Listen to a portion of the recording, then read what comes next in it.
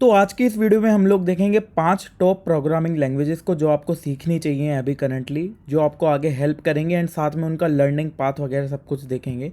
तो जो पहली लैंग्वेज है वो है आपकी जावा। अब देखिए जावा का आप कहाँ कहाँ यूज़ कर सकते हो। आप जावा का यूज़ एंड्रॉयड ऐप्स बनाने में कर सकते हो। आप जावा का यूज़ सॉफ्टवेयर टूल्स बनाने में कर सकते हो, जो डेस्कटॉप के लिए छोटे छोटे छोटे टूल्स होते हैं, जैसे कि सॉफ्टवेयर का जो एडिटर होता है आईडीई जिसको हम बोलते हैं, वहाँ पे भी जनरली जावा का यूज़ होता है।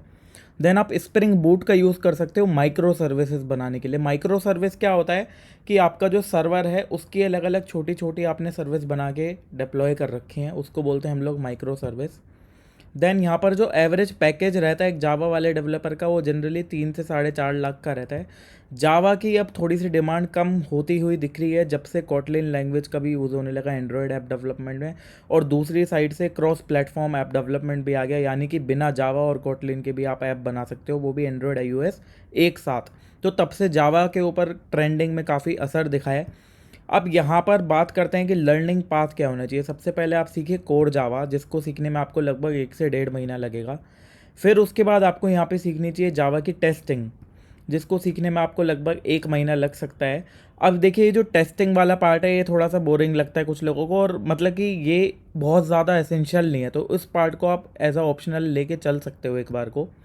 फिर इसके बाद आप जा सकते हो स्प्रिंग बूट पे, यानी कि जावा आपने सीखी, टेस्टिंग आपने सीखी, टेस्टिंग नहीं भी सीखी तो फिर आप जा सकते हो कहाँ, स्प्रिंग बूट पे अपना बैकएंड बनाने के लिए, जिसमें आपको 1.5 से 2 महीने 2.5 महीने लगभग लग जाएंगे। देखिए ये कितना टाइम लगेगा वो डिपेंड करता है बहुत सारे चीज़ों के ऊपर, वैसे कि आपका कैचअप पावर कितनी है, आप कितनी जल्दी चीज़ों को ग्रेस्प करते हो, आपको कितना टाइम फील्ड में हो चुका है, और भी बहुत सारी चीज़ें। फिर आप सीखे एंड्रॉयड ऐप डेवलपमेंट सीख सकते हो, या फिर आप स्प्रिंग बूट की जगह, उसमें आपको 1.5 से 2.5 महीना लगेगा।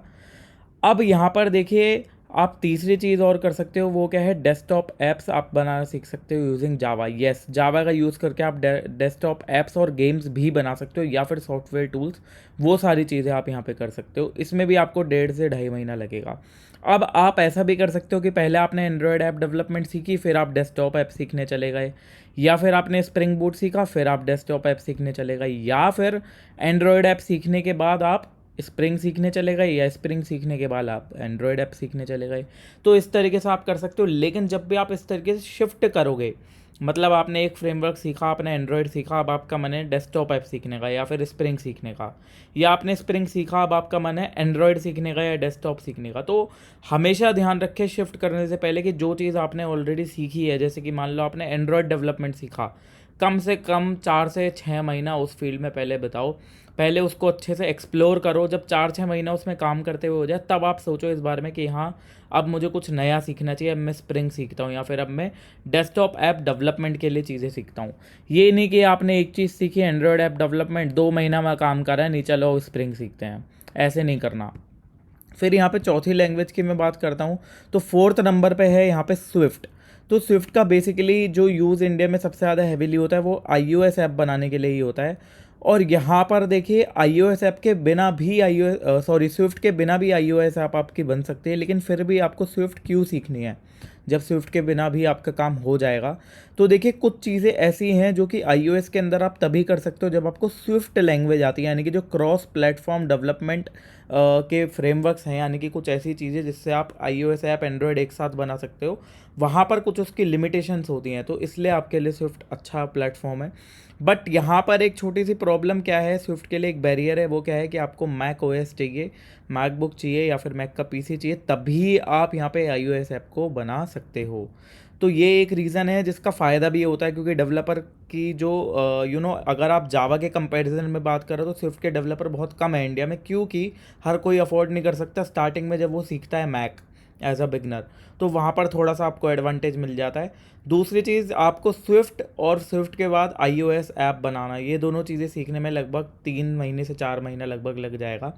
एवरेज पैकेज की अगर मैं बात करूँ स्टार्टिंग एज अ बिगनर, तो 4.5 से 6.5 लाख तक का पैकेज स्विफ्ट सीखने के बाद एंड iOS ऐप डेवलपमेंट के बाद आपको मिल सकता है। देन तीसरे नंबर पे यहाँ पे मैं बात करूँ तो लैंग्वेज आती है आपकी डार्ट।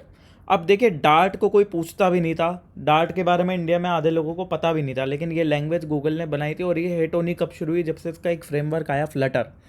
तो डार्ट से ऐसा नहीं है कि सिर्फ फ्लटर पे ही काम हो सकता है, काम और भी हो सकते हैं, लेकिन मैं यहाँ पे सिर्फ उन चीज़ों की बात कर रहा हूँ जो इंडिया में एज अ इंडियन आपको एज अ डेवलपर यूज़फुल हैं। तो आप एंड्रॉयड और iOS दोनों ऐप एक साथ बना सकते हो। ये क्या है, क्रॉस प्लेटफॉर्म ऐप बनाने के लिए है। क्रॉस प्लेटफॉर्म ऐप बनाने का मतलब क्या होता है, एक तीर से दो निशाने, यानी कि आपने कोड लिखा एक बार, वो एंड्रॉयड की भी ऐप बना देगा, iOS की भी। तो डार्ट की बात करूँ तो वो बहुत फास्ट है, हाई इंटेंस ग्राफिकल ऐप बहुत आसानी से बन सकते हैं, बहुत ज़्यादा स्मूथ एनिमेशंस फ्लटर का यूज़ करके हम लोग इजीली कर सकते हैं डार्ट में, जो कि अगर आप एक नेटिव ऐप बनाओगे या दूसरे किसी फ्रेमवर्क पे बनाओगे तो काफ़ी दिक्कत होगी। अब यहाँ पर बात करते हैं एवरेज पैकेज की। अभी इंडिया में कम है 4 to 5.5 lakh, but trust me अगर आप बात करते हैं फ्यूचर की, नेक्स्ट 6 मंथ 8 मंथ 10 मंथ, क्योंकि अब ये नई लैंग्वेज है, नया फ्रेमवर्क है, सब कुछ यंग है, तो आगे आने वाले टाइम में इसका पैकेज बड़े आराम से इंडिया में 8 से 10 लाख तक जाएगा ही जाएगा, क्योंकि इसके डेवलपर कम होंगे, डिमांड बहुत होगी। अब यहाँ पे बात करते हैं लर्निंग पाथ की। तो सबसे पहले आप सीखिए डार्ट। डार्ट सीखने में आपको 1 डेढ़ महीना मान लो लग गया, वो भी डिपेंड करता है आपके ऊपर। हो सकता है आप पहले से बहुत सारी प्रोग्रामिंग लैंग्वेज में काम करते आ रहे हो, तो आपको मुश्किल से कुछ दिन लगेंगे, कुछ वीक्स लगेंगे, महीना भी नहीं लगेगा। फिर डार्ट करने के बाद आप यहाँ पे बेसिक HTML और CSS का सीखोगे तो ज़्यादा अच्छा रहेगा। फिर उसके बाद आप यहाँ पे सीखो फ्लटर, जिसमें 2 ढाई महीना आपके लग गए। अब अगर आप चाहो तो ये बेसिक HTML CSS वाला पार्ट स्किप करके भी डायरेक्टली फ्लटर पे जा सकते हो, बट मेरी रिकमेंडेशन है कि पहले बेसिक HTML CSS की नॉलेज रखो और फिर उसके बाद फ्लटर पे जाओ, तो थोड़ा UI का आपको आइडिया होता है कि यूज़र इंटरफेस होता क्या है, कैसे चीज़ें बनती है, तो थोड़ा आइडिया होता है, तो ईजी रहता है। अब दूसरे नंबर पे आती है मेरी पर्सनल फेवरेट लैंग्वेज जावास्क्रिप्ट। तो जावास्क्रिप्ट का आप बहुत ज़्यादा यूज़ कर सकते हो। एक तो आप डेस्कटॉप ऐप बनाने में यूज़ कर सकते हो, बैकएंड पे आप इसका यूज़ कर सकते हो, वेबसाइट डेवलपमेंट में यूज़ कर सकते हो, मोबाइल ऐप डेवलपमेंट में यूज़ कर सकते हो। वेबसाइट डेवलपमेंट की अगर मैं बात करूँ तो यहाँ पर आपके पास एक एंगुलर फ्रेमवर्क आता है, रिएक्ट जेएस आता है, व्यू जेएस आता है।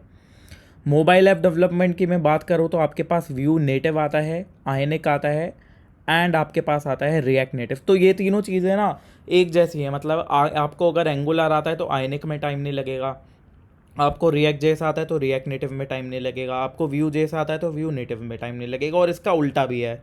अगर व्यू नेटिव आता है तो व्यू जेस में टाइम नहीं लगेगा, अगर रिएक्ट नेटिव आता है तो रिएक्ट जेस में नहीं लगेगा, आयनिक आता है तो एंगुलर में नहीं लगेगा। अब बात करते हैं डेस्कटॉप ऐप की।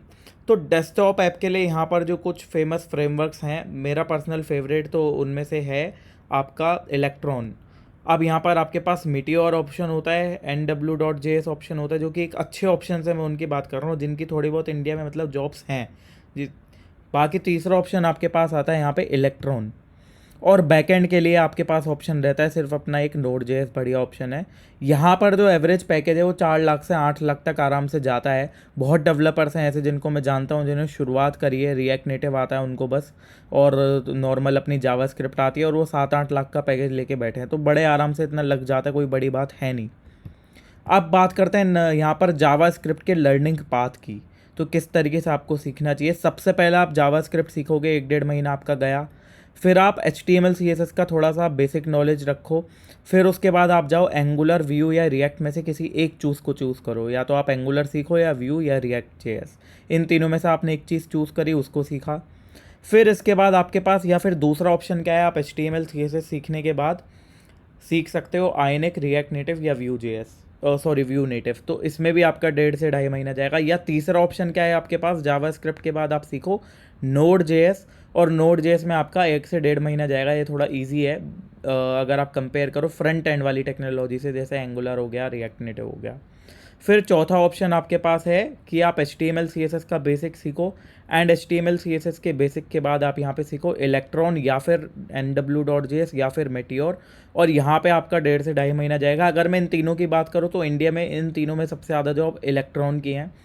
अब आप अगेन वही चीज़ कर सकते हो, अगर आपने एंगुलर, रिएक्ट जेएस कर लिया, फिर उसके बाद आपका मन है ऐप सीखने का, तो आप आयनिक, रिएक्ट नेटिव या व्यू जेएस में से कुछ सीखो। फिर अगर आपका मन है कि चलो बैकएंड के लिए सीखना है, तो आप डायरेक्टली फिर वहाँ से शिफ्ट कर जाओ Node.js पे। अगर आपका मन है कि आपको इलेक्ट्रॉन या फिर डेस्कटॉप ऐप के हिसाब से सीखना है, तो आप वहाँ भी डायरेक्टली शिफ्ट कर सकते हो। एंड अगर आपका मन है इलेक्ट्रॉन सीखने के बाद आयनिक पे जाने का, या नोड पे जाने का, या एंगुलर पे जाने का, तो आप वो भी कर सकते हो। तो ये क्या है, आपने पहले एक एंड पूरा करा, फिर आप दूसरी जगह गए और चीज़ें करने। अब बात करते हैं पाइथन की।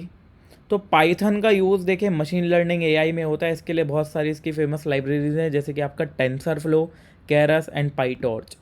देन यहाँ पर डेटा साइंस के लिए इसकी कुछ फेमस लाइब्रेरीज हैं, जैसे कि NumPy, SciPy and pandas. Then आपका बैक एंड डेवलपमेंट में पाइथन का यूज़ होता है जेंगो फ्रेमवर्क के थ्रू। And then internet of things में आप यूज़ कर सकते हो using Raspberry Pi and Orange Pi. और भी ऑप्शंस होते हैं। तो यहाँ पर देखिए पाइथन में आपको एक चीज़ बता दूँ जो ज़्यादा फेमस है या जिसके लिए जानी जाती है, वो शुरू से ही back end development, web development, app development इनके लिए नहीं जानी जाती। मेनली वो data science, machine learning, AI, deep learning, IoT इसके लिए जानी जाती है। तो अगर आपका बैक एंड सीखने का मन भी है तो पाइथन सीखने से बेटर है आपकी नोट सीख लो। अब यहाँ पर बात करते हैं पाइथन की, तो आपको उसमें सीखने में लगेगा 1 से 1.5 महीना। इसके बाद आपके पास चॉइस है कि पहले आप सीख लो जेंगो, या दूसरा ऑप्शन है आपके पास आप सीखो इंटरनेट ऑफ थिंग्स के लिए रेस्पबेरी पाई या ऑरेंज पाई, या तीसरा ऑप्शन है यहाँ पे आपके पास आप डेटा साइंस में चले जाओ, जिसमें 2 से 3 महीने आराम से आपको लगेंगे। चौथा ऑप्शन है यहाँ पे आपके पास आप machine learning, AI, deep learning में से कुछ चूज़ करो और आराम से इसको जिसे कहते हैं ढंग से सीखना प्रॉपर तरीके से, तो 4-5 महीने आपके जाएंगे। क्योंकि इसके अंदर थोड़ा सा मैथ्स, स्टैटिक्स और भी बहुत सारी चीज़ें होती हैं जो आपकी आनी चाहिए, बहुत सारा डेटा को एनालाइज करने के लिए, उसके ऊपर एल्गोरिदम्स रन करने के लिए। तो ये सारे आपके पास ऑप्शंस हैं पाइथन के अंदर। अगर मैं बात करूं एवरेज पैकेज की, तो पाइथन वाले डेवलपर का एवरेज पैकेज भी 4.5 लाख से लेकर 8 लाख तक लग जाता है, ऐसा कुछ नहीं है। तो ये पाइथन हो गया, जावास्क्रिप्ट हो गया, ये दोनों तो बहुत ही ज़्यादा अच्छे ऑप्शंस हैं। और फ्यूचर के हिसाब से अगर मैं बात करूँ तो फ्लटर भी कोई बुरा नहीं है। इंडिया में आज से 6 महीने 8 महीने बाद आप देखोगे फ्लटर्स के लिए बहुत ज़्यादा जॉब्स जनरेट होने वाली हैं। और उस टाइम पे जो अच्छे से पाइथन जानता होगा, जिसने ऑलरेडी 4-6 महीने काम करा होगा, सॉरी फ्लटर जानता होगा और 4-6 महीने उसने फ्लटर में काम करा होगा, तो उसकी बहुत बढ़िया जॉब आराम से लग सकती है फ्लटर में। तो फ्लटर को भी अपने माइंड में रखिएगा अगर आप ऐप डेवलपमेंट के बारे में सोच रहे हैं तो फ्लटर को अपने माइंड में ज़रूर रखिएगा।